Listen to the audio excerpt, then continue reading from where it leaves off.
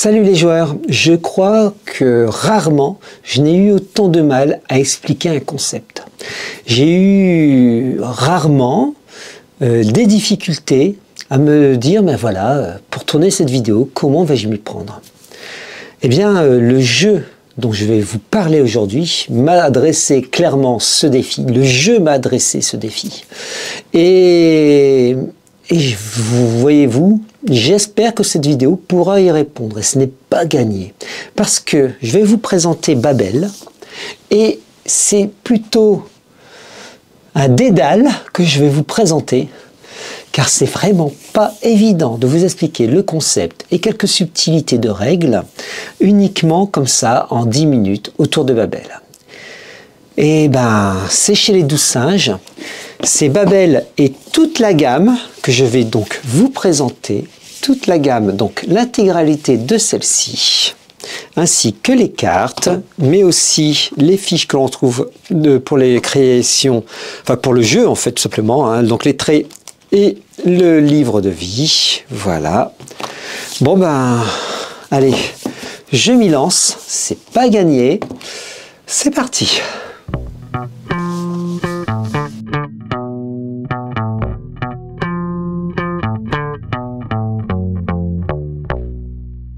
Pour bien appréhender dans ce point de règle, on a une fiche de personnage ici et on a une fiche de cercle. Car vous et vos camarades autour de la table, vous faites partie d'un cercle. La fiche de personnage, il n'y a pas grand-chose en fait, si ce n'est des traits gravés dans le marbre ou des traits gravés sur du papier. Et dans les traits gravés sur le marbre, nous allons avoir l'incipit, qui est la phrase qui change votre vie, qui marque votre vie. Vous avez certainement, en lisant un livre, eu de ces phrases un peu particulières qui, ce fut comme une révélation. Hop, Gustave Flaubert, une phrase particulière, début de chapitre, et vous dites « Ah oui !» Et ça vous marque, ça vous reste cette phrase. Et quelque part, elle détermine un peu plus ou change un peu votre caractère. Bon, c'est très gravé dans le marbre avec le trait et les effets. On a aussi donc des traits qui seront gravés eux dans du papier. Alors là on a le luxe hein, dans le carnet. Vous écrivez ce trait et puis si vous l'utilisez, ok, de toute façon on sait que vous allez l'utiliser, ça marche puisque c'est marqué. Donc vous allez le réussir. Mais si vous jetez le dé, parce que c'est peut-être un peu litigieux, et que ça ne fonctionne pas, vous pouvez refaire appel à votre trait. Et là, eh bien, votre feuille, elle sera peut-être froissée. Vous allez chiffonner cette feuille.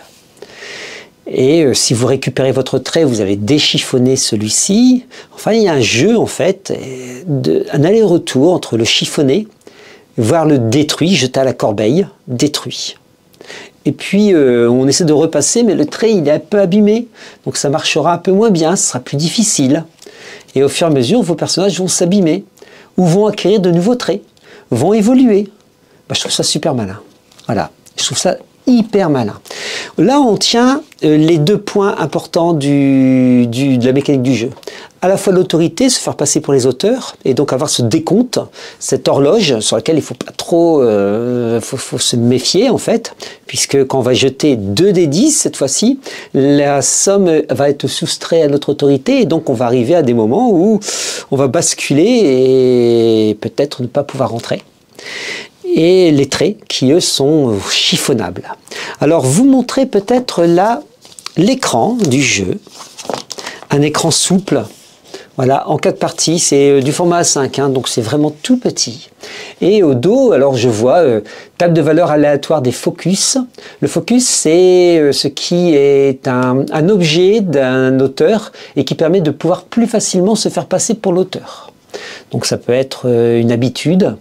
Si l'auteur a l'habitude de faire un thé avant d'écrire, sa tasse de thé, faire le thé va permettre de rentrer plus facilement dans le monde du livre. Bon, c'est pour ça que vous avez ces jeux de cartes hein, avec les focus et les cartes autorité. Alors là, je vois des focus, des notes manuscrites de l'auteur, un objet venant du monde du livre, de livre, un lieu de travail de l'auteur, un print set, c'est-à-dire en fait une édition originale, une édition un peu particulière. Et puis après, dans ce jeu de cartes, nous avons des symboles d'autorité, donc des valeurs qui vont 100, 50, 75, 20, 15, etc. Bon, quelques chiffres qui nous permettent de valider au déroulé, à la rapidité, l'autorité, de pouvoir travailler plus rapidement. Carte bien pratique, ma foi. Vous allez avoir des traits qui peuvent être créés à la volée, hein, un savoir-faire hors norme, avec imagination débordante, occultisme, petite combine, etc. Et là, je vois table des conséquences du retour vers la bibliothèque. Bah oui, parce que là, vous allez rentrer, mais vous allez quand même jeter un dessin. Donc dans ce dessin, et la marge, si vous jetez et puis il n'y a pas de marge avec le symbole d'autorité, ben voilà, il n'y a pas de souci. Et puis sinon, je vois moins 31 et moins, le PJ est irrémédiablement devenu un figurant du monde de livres et définitivement un PNJ. Waouh, c'est violent. Table de conséquences du franchissement de la porte, parce que vous allez devoir la franchir, vous allez devoir revenir. Oui. État d'un trait sur feuille volante, donc votre trait qui est visible, votre trait qui est retourné, la page se tourne, votre trait qui est roulé en boule, et puis si totalement froissé, il va être déchiré. Donc voilà, on a ce jeu de retour avec nos traits, et on va perdre des traits au fur et à mesure et devenir de moins en moins efficace peut-être, avec des dommages possibles sur la table de dommages, avec le livre de vie. Bon. Voilà, on a la table qui va bien pour rappeler les règles de l'autre côté. Très bien. Mais Babel, pour le comprendre plus facilement, eh bien, il existe un petit livret qui s'appelle Initiative, vendu chez les 12 singes à 10 €. Version simplifiée des règles, il y a des choses qui, effectivement, là, vaut mieux utiliser qu'un seul des 10, c'est pas la peine d'avoir d'autres choses. L'autorité n'est pas mentionnée ou à peine mentionnée pour dire ça existe.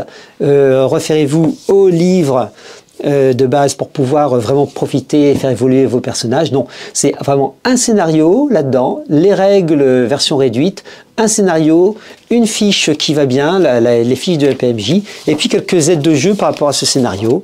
Voilà, des aides de jeu qui permettent de découvrir pourquoi un tueur en série devient, c'est celui-là je crois, hein, je me mélange avec les scénarios, je crois que c'est celui du tueur en série, oui c'est ça, un ex-tueur en série, enfin plutôt un tueur en série de papier devient un redoutable monstre dans le monde des livres, voilà, bon. Et vous avez vos fiches de personnages, des personnages pré-tirés avec des capacités spéciales, relecture à la volée préférée, donc des petites caractéristiques, des petits traits.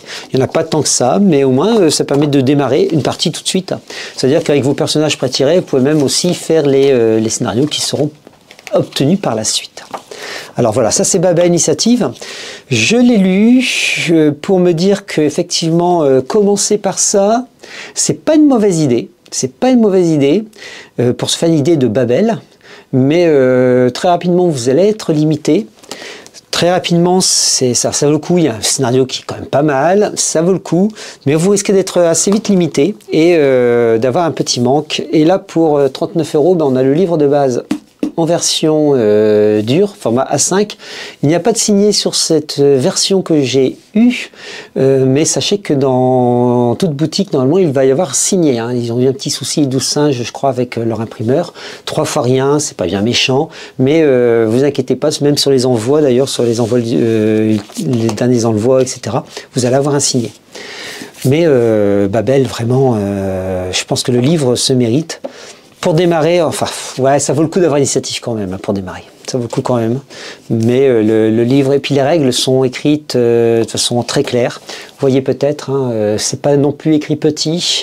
Malgré mes lunettes, j'arrive à lire, et Dieu sait si ma vue baisse encore et toujours. Mais là, c'est une bonne chose. On l'ouvrira, on regardera ensemble. Vous avez après les suppléments. Alors, les suppléments sont au nombre de 3. Les voici. Nous avons Lorem Ipsum, nous avons Ex Libris, nous avons Fable. qu'est-ce qu'on y trouve? Alors, dans Fables, on va trouver 2 fables par archétype de biblionote, soit 20 fables au total, et ça c'est énorme, et 2 scénarios, un scénario qui s'appelle La Toile et Deadline. C'est des bons petits scénarios, et les fables, c'est par exemple, si vous choisissez un personnage, parce que ça je ne vous l'ai pas dit non plus, c'est vrai. Vous voyez, je suis un peu confus. C'est-à-dire qu'en fait, biblionote, c'est bien sympa, mais vous pouvez avoir des archétypes dans les biblionotes et pas seulement dans les biblionotes. C'est-à-dire que les fables, c'est des accroches, des embryons de scénario, des morceaux. Et quand vous avez autour de la table des archétypes, on prend par exemple le Béotien. Donc, il voit l'aventure, il est tombé dessus par hasard, il ne sait pas ce que c'est qu'explorer les mondes. Eh bien, voilà, vous allez avoir des fables qui vont lui arriver, des choses qui vont lui arriver. Il y en a 20 en tout, c'est-à-dire qu'en fait, potentiellement, il y a 20 scénarios là-dedans. Et c'est bien. Bon, Ex Libris, vous avez... dans Ex Libris, vous savez, enfin plutôt vous ne savez pas, mais vous faites partie d'un cercle, un cercle littéraire, pour pouvoir explorer. C'est une capacité que tout le monde n'a pas, d'explorer le monde des livres, donc d'être biblionote.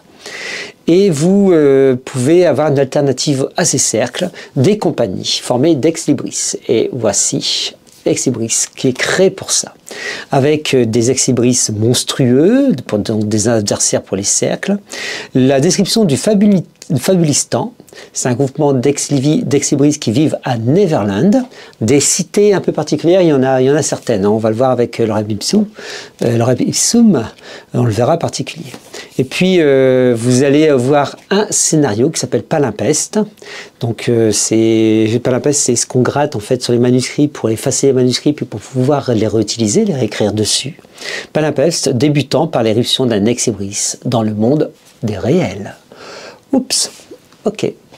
Donc ce sont des livres assez courts, hein. Là on a 80 pages, c'est 80 pages aussi pour Fables, et nous sommes sur 80 pages aussi pour Lorem Ipsum, que voici. Et donc c'est les contrées qu'on a au-delà des portes, c'est les contrées qu'on a autour de la bibliothèque.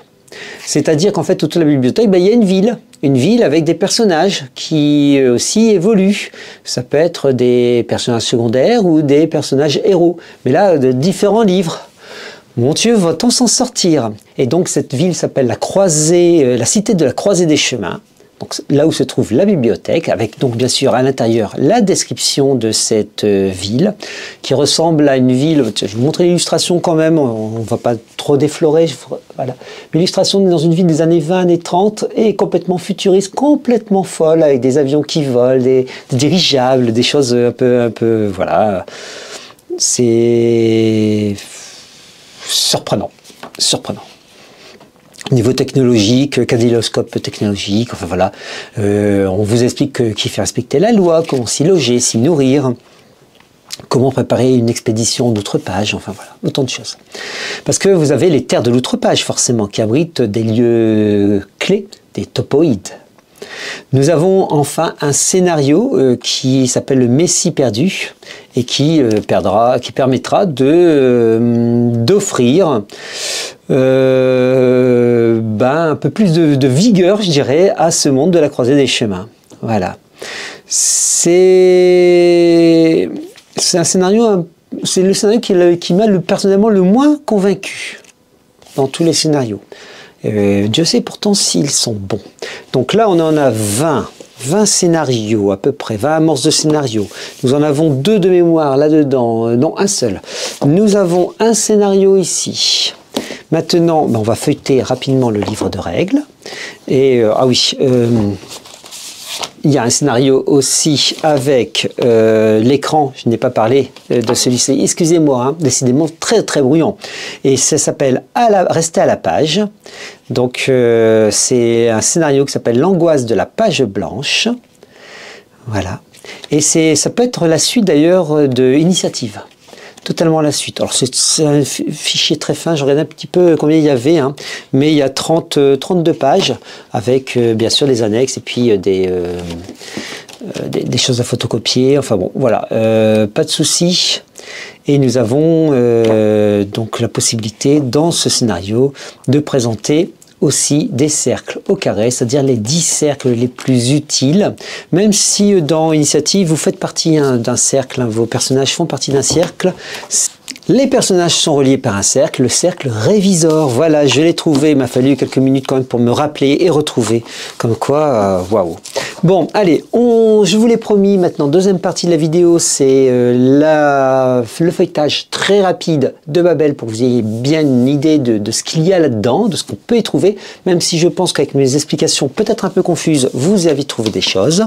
Eh bien, c'est maintenant, on démarre. Et puis après, vous aurez un avis très rapide, critique sur le livre. Eh bien, nous y voilà, donc Babel, livre format plutôt A5, cartonné. Il est assez épais, juste ce qu'il faut quand même pour une bonne prise en main, c'est-à-dire 284 pages. Donc les boutiques qui ont soutenu le projet, on y retrouve Till Games, voilà, à Lille. Très bien, très bien. Donc Babel très surprenant chez les 12 singes. Regardons comme tout livre, comme d'habitude, nous regardons la table des matières pour se faire une petite idée. La table des matières, nous avons donc tous les récits du monde, donc une présentation de ce que représente Babel, ce qu'est Babel, car le concept vraiment, waouh, c'est quelque chose. Devenir biblionote, donc sa fiche de création du personnage, effectivement, avec les règles de base et l'évolution du personnage. De l'autre côté des livres, donc la quête, l'autorité, et Lectori Fabula, donc les fables. Le grand livre, le vadémécum du biblionote, les livres de Babel, décrire la bibliothèque, les archivistes, les cercles, un peu plus loin dans le Babel, pour arriver dans les histoires, les scénarios, et puis donc encore, et on terminera plutôt sur la fiche de cercle, la fiche du personnage que je vous ai présenté, et les remerciements. Alors, 282 pages, aucun souci, et nous allons démarrer. Et vous remarquez à quel point le livre colle avec le monde, enfin le livre, je dirais, le jeu de rôle colle avec le monde des livres. C'est très chouette, il y a à la fois plein de petits mots, de petites astuces, de choses qui font penser, d'ailleurs même le titre des suppléments, hein, tout y est. Et là on commence par l'imprimerie, le début de l'imprimerie, quasiment une eau forte, c'est beau. C'est beau. Et vous allez avoir de ces mélanges d'illustrations, quelques-unes, il n'y a pas beaucoup d'illustrations, juste ce qu'il faut pour que ça soit sympa.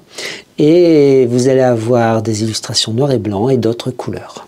Le monde des livres que je tourne dans Babel, incarné essentiellement des biblionotes, des simples humains qui ont développé la capacité exceptionnelle de voyager dans les livres physiquement et non pas simplement par le biais de l'imaginaire. Ok, les scénarios types de Babel, parce que là vous avez, c'est là où, en fait, avec les suppléments, on se dit mais oui, en fait le concept simple, et puis ah ils ont été faire ça, ah ils ont fait ça aussi, ah d'accord il y a ça également, oh là, ok, bon, ok, eh bien, ok, je vois la puissance du jeu. Et là, ça commence bien. Bon, affecte un monde de livres changeant l'ambiance au fil du récit, l'existence même de l'œuvre. Et puis, alors, un événement se produisant dans un monde de livres. Ça devient un phénomène qui a affecté le monde des réels. Et là, oui, ça commence à changer les choses. Imaginons si, par exemple, même dans un classement, hein, si d'un seul coup, il y a une erreur de classement, et vous allez devoir résoudre une erreur de classement, on range guide de survie zombie dans les livres pratiques, les vrais livres pratiques. Donc, changement de classement, et que se passe-t-il dans ce cas-là? Ça risque de faire mal. Donc la gamme Babel, vous avez donc resté à la page, donc là une explication des différents suppléments, et puis dedans, qu'est-ce qu'on y trouve? C'est-à-dire un peu l'inspiration, donc la bibliothèque de Babel, l'histoire sans fin, le club d'Uma, l'ombre du vent, Fable, la série de comics. Donc voilà, autant d'inspiration. Très très grande bibliothèque avec un classement, et on ne sait pas qui classe exactement, quel est le grand archiviste, on croit deviner quand même. Hein. Et donc les humains sont donc des réels, du moins pense-t-il être réels, qui sait après tout un scénario vous permettrait de voir que les humains ne sont pas si réels que ça. Ça pourrait être vicieux. Hein. Le rôle des biblionotes, voyager dans le monde des livres. L'épiphanie, donc le risque, effectivement, on peut mourir dans ces... Voilà. Le cercle révisor, donc ça c'est le cercle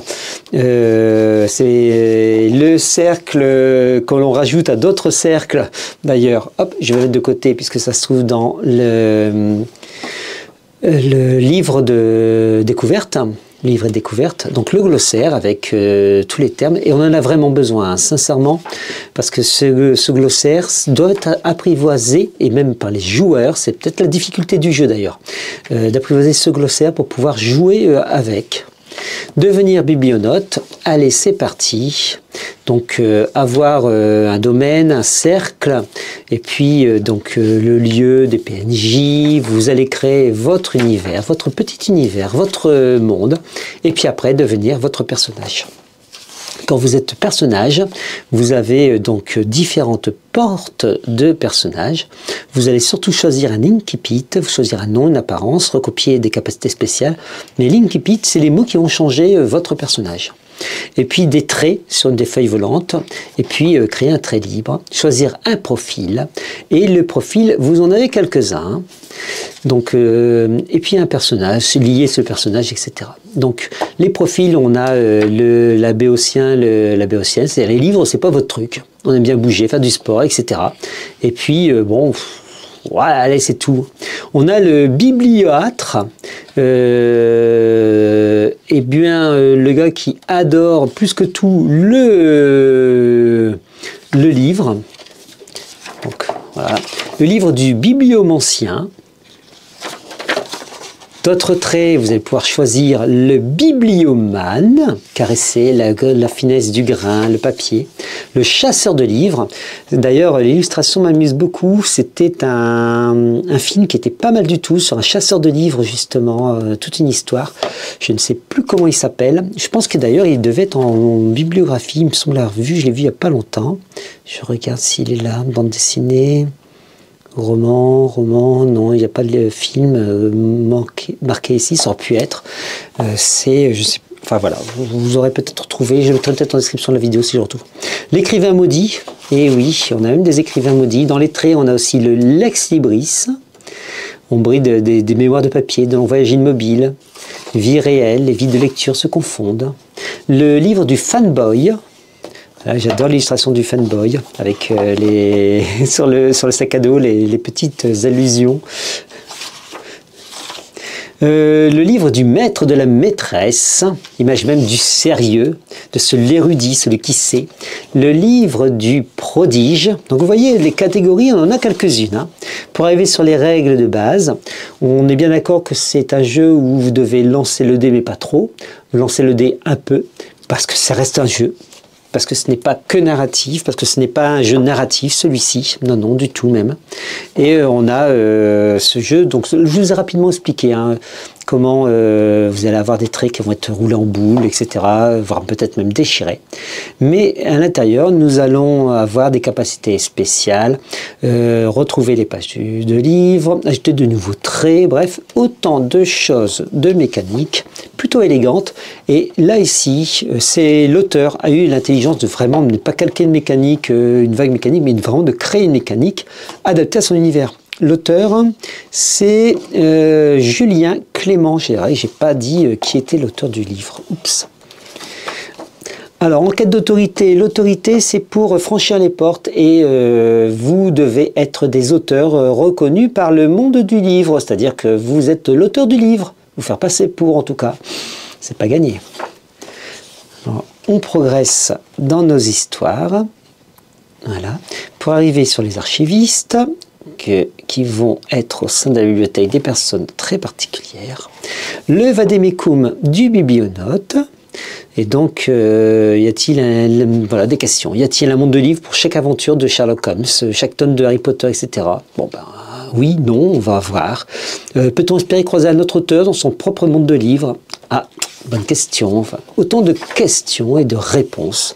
Peut-on voyager dans un livre qui n'existe encore qu'à l'état de manuscrit, c'est-à-dire qui n'a jamais été publié? Bah oui, parce que c'est techniquement, c'est tout ce qui sera écrit dans la bibliothèque, donc c'est peut-être possible. Mais alors, ça pose énormément de questions, tout ça. Les archivistes, donc les spectres de la bibliothèque, chargés de la défendre, de l'alimenter avec des nouveaux livres. Les archivistes sont des gens très particuliers dont on va avoir quelques traits. Par exemple, l'archiviste invisible, la mort. Mère Grand, le général, Monsieur Personne, l'homme mouton. Voilà, avec sa petite fiche d'archiviste que vous allez remplir. Les cercles, nous en avons parlé, donc il y a des cercles alliances passées entre les bibliophiles, 10 cercles majeurs. Et puis, bon voilà, donc on va prendre par exemple la fraternité Borges. On a le réseau Gutenberg, avec les traits, agenda, le cercle associé, les cercles opposés. Parce que là aussi, vous allez avoir au sein du jeu de rôle peut-être des oppositions entre cercles. Donc peut-être, enfin vous voyez, on n'est pas que sur l'exploration du livre en fait. On peut aller très loin. Et donc moi je pensais à l'origine que ce jeu pouvait se jouer, bon c'était du one shot, mais en fait pas du tout. Et tout est fait pour pouvoir le jouer en campagne, pas de problème. Ouais, c'est encore une des forces aussi de Babel. Et puis après, bon, ben voilà. Babel au fil des pages, petit conseil. Donc, un univers de réalisme magique. Il n'y a pas de souci, c'est ce qui est noté dans une des pages. Voilà. Et des scénarios pour Babel, avec petit conseil aussi. Et un scénario termine notre explication. Petit conseil aussi, il y a les 12 singes qui vont porter petit conseil aussi pour l'écriture des scénarios. Voilà. Et bien maintenant, l'avis critique. Bon, eh bien, c'est le moment de l'avis critique. Et j'en ai des critiques à faire. Oui, 2 critiques essentielles, critiques en plus négatives. Et pas... Oh, bon, on va voir. Je vous en parle tout de suite. Voilà, Babel est un jeu, vous l'avez compris, un jeu dense, très dense. Et pourtant, pas beaucoup de pages pour se dire, mais ouais, mais c'est pas ça en fait. C'est par les idées qu'envoie l'auteur. Et il arrive, il a une faculté en quelques mots de nous envoyer l'idée et dire, ah ouais, on peut faire ça aussi. Ah, j'y avais pas pensé. Ah donc en scénario, oh, ça me donne de mauvaises idées ça. Et vous avez des embranchements mais multiples qui arrivent. Et ça dans la tête, ça fait mal. Et l'auteur est très fort pour ça. C'est-à-dire que Babel, c'est Dédale. Et je reprends mon jeu de mots. Babel, Dédale, bon, ouais, allez. Ma presque assonance du début de vidéo. Eh bien, ça me pose, moi, personnellement, problème. C'est-à-dire qu'en fait, autour de la table, lors de la création des personnages, avec les joueurs, création des personnages, pas très longtemps, c'est pas compliqué non plus. Il n'y a pas de chiffres, il n'y a pas de valeur normée, c'est plus les traits, bien choisir les traits, expliquer le concept de traits, et puis après, expliquer l'univers, expliquer le monde, pas trop en dire, juste ce qu'il faut pour donner envie, et puis les laisser un peu rêver, et puis on lance la première partie. Bref, une session de 0 sera certainement nécessaire, assez courte, timé peut-être 2 heures. Et puis du coup, c'est un peu dur en fait si votre personnage meurt.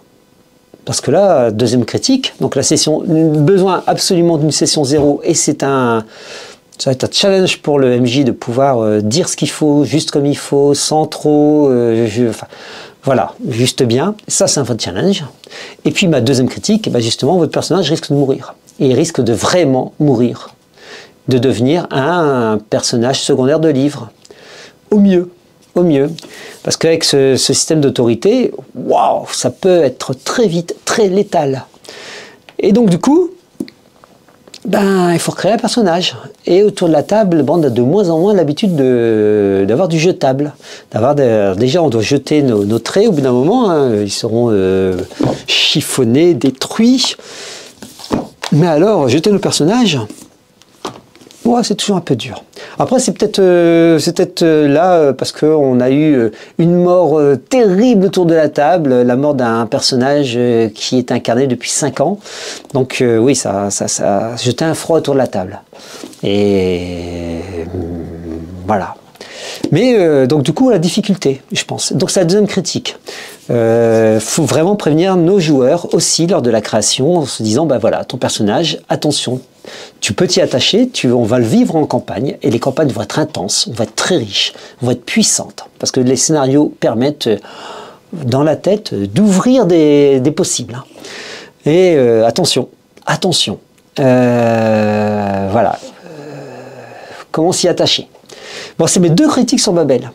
2 grosses critiques sur Babel.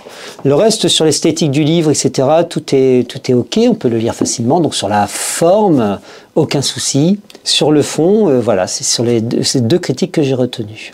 Vous allez peut-être en trouver d'autres. Vous allez peut-être m'en confier d'autres.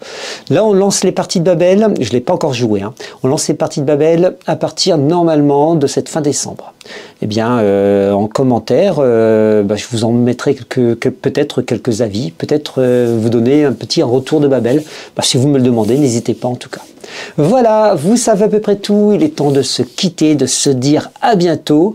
Bonne lecture. Salut les joueurs!